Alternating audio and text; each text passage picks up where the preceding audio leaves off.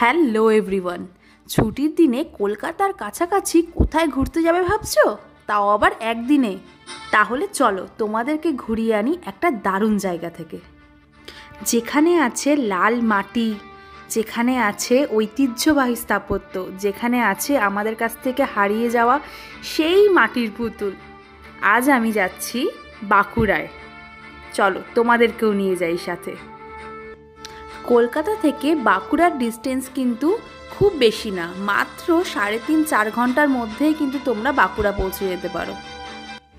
এখানে আছে 500 বছর পুরনো ঐতিহ্যবাহী পোড়ামাটির টেম্পল, পোড়ামাটির শিল্প যাকে বলা হয় টেরাকোটা। টেম্পলগুলোতে কিন্তু বেশিরভাগই এন্ট্রি ফ্রি আছে, আর মাত্র 3টে টেম্পল আছে যেখানে মাত্র 20 রুপিস দিয়ে টিকিট কাটলেই 3টে টেম্পল তোমরা ভিজিট করতে পারবে। আর সবই কিন্তু খুব কাছাকাছি, মানে হাঁটা পথেই।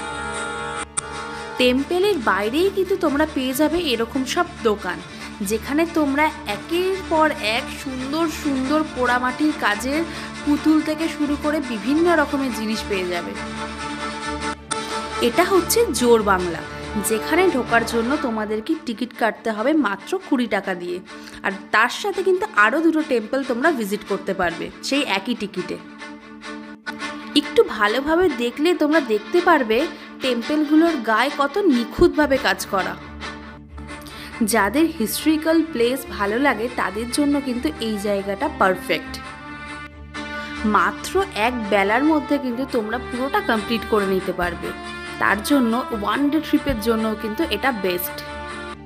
তাহলে আর কি, একদিন প্ল্যান করে তোমরাও ফ্যামিলির সাথে বেরিয়ে পড়ো বাঁকুড়া ভ্রমণে। আর যারা আমার চ্যানেলটাকে এখনও সাবস্ক্রাইব করোনি তারা ঝটপট করে যাও আর আমার চ্যানেলটাকে সাবস্ক্রাইব করে নাও। চলো দেখা হচ্ছে নেক্সট একটা ভিডিওতে, ততক্ষণের জন্য টাটা।